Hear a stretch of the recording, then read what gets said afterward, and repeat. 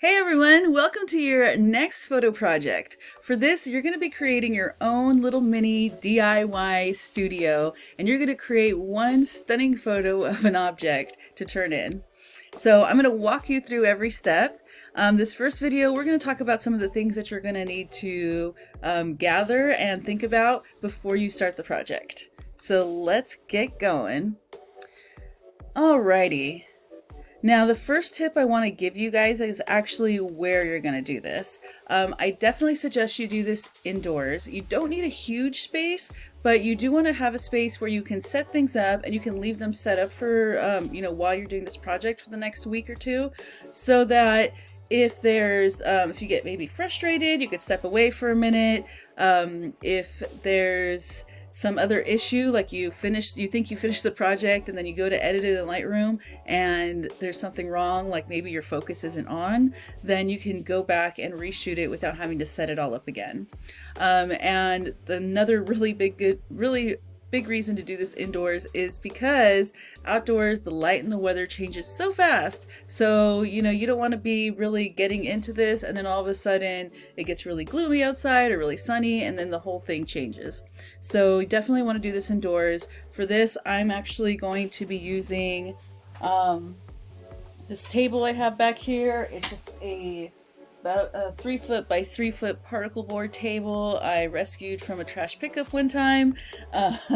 And so yeah, it's not a huge space, but it's just enough space for me to work with what I'm going to be shooting.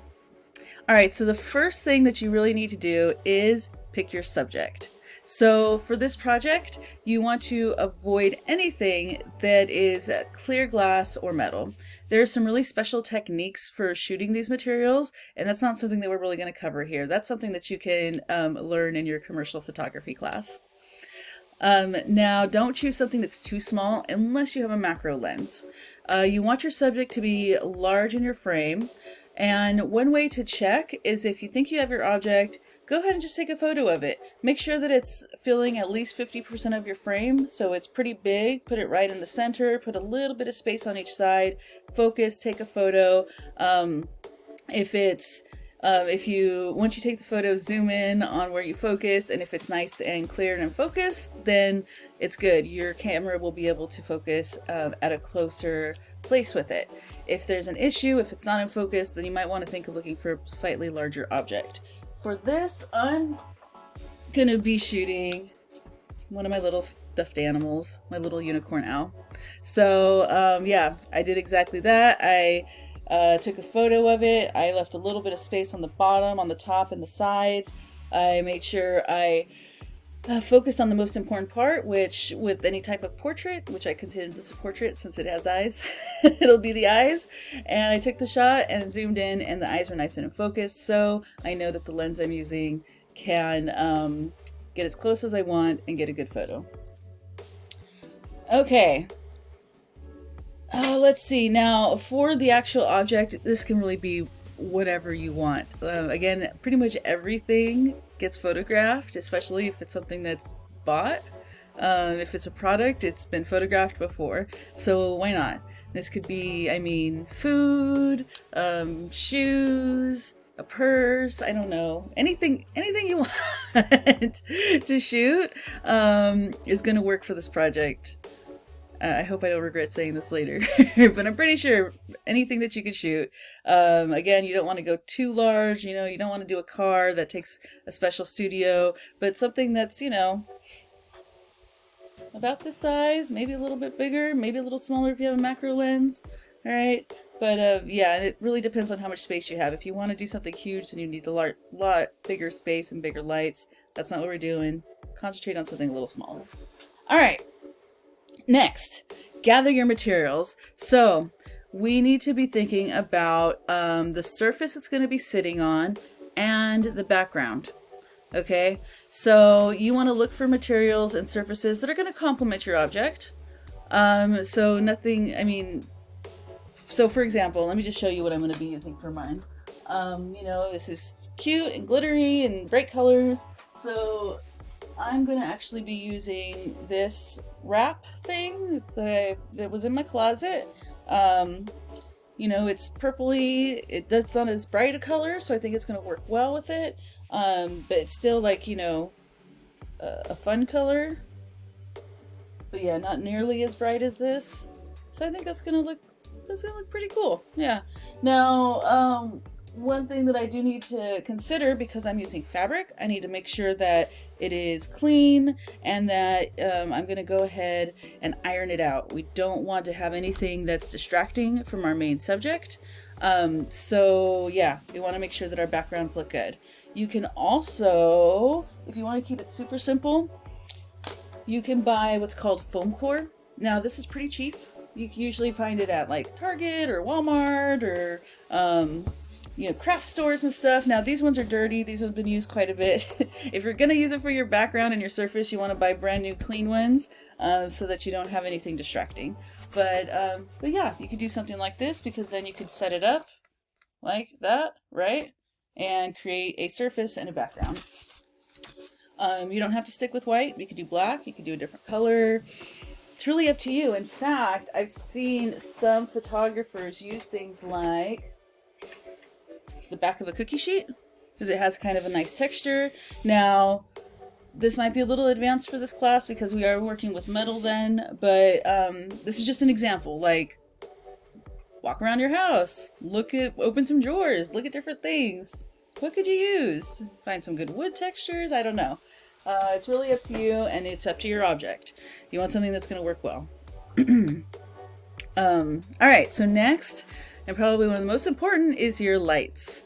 So you do need 3 lights that can be moved. So you're not going to be using any like overhead lights for this. You can't just turn on the light in their in the room you're shooting in and be like, all right, there's my photo. No, we're going to be moving these lights around. So some things that you can use: flashlights. So this is a little flashlight that my husband picked up at, I think, auto store or something. The dollar store usually sells little flashlights too, so you can, there it goes. Blinded myself. Don't do that. So yeah, you could use a flashlight. Oh Lord. There we go. Another thing you could use is a table lamp.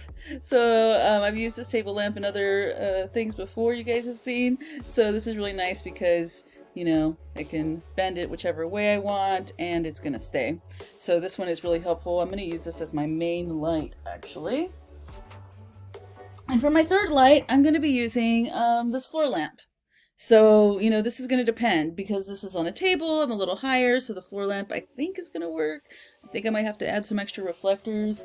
We'll see. But yeah, I don't want you guys to like buy a bunch of stuff for this project. This is really about finding stuff around that you have in your home. You might have to buy a few things, but hopefully you don't have to spend a lot of money. If you are completely like blanking on what to do, send me an email. We'll try to brainstorm together. Now, this is something that is good to think about. I'm not going to mark you down for it, but try to use similar lights so the color temperature is the same. So for example, this light, you can see, is quite orange, whereas this light, don't blind myself, is quite bluish. I don't know if you guys can tell all that. But this is what I have. So that's what I'm going to be using. I am going to look around my house a little bit more. Okay. And see if I can find, maybe see if we already have some bulbs that are a cooler temperature. That's a possibility. I know that one's pretty warm too. And you know, I think most flashlights have this more like white to bluish look to it. So we're gonna see what we can do.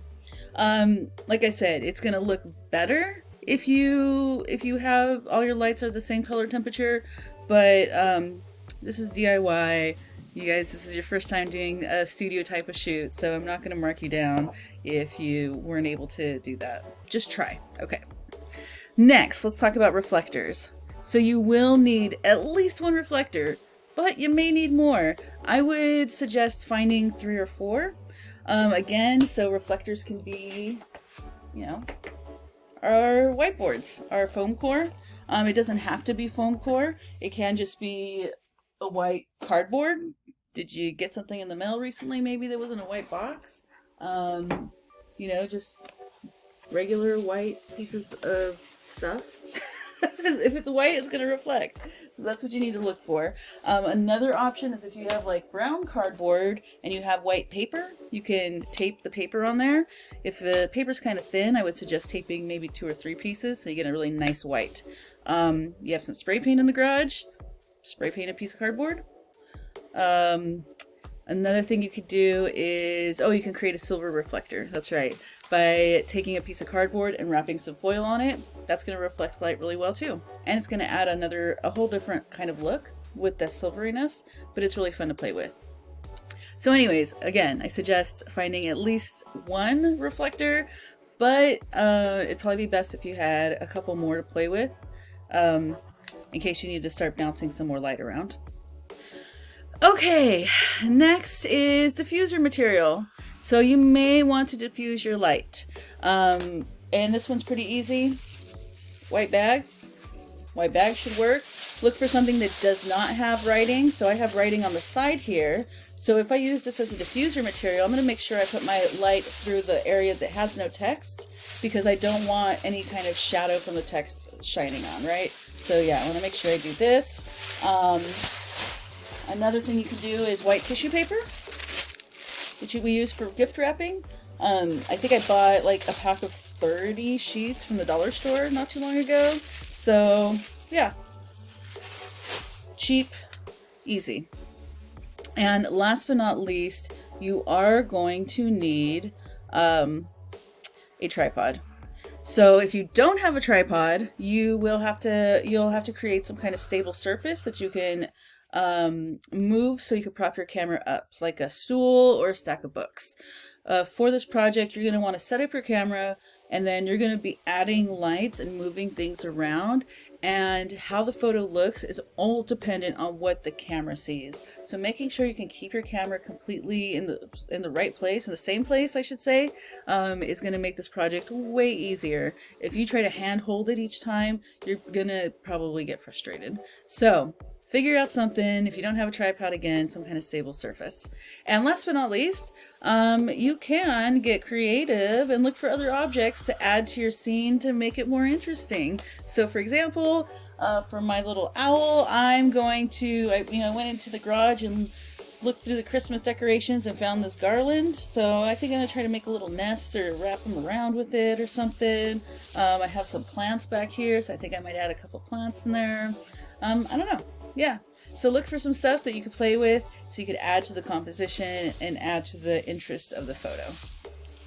All right, guys, so in the next video, I'm going to actually show you how to go about setting all of this up.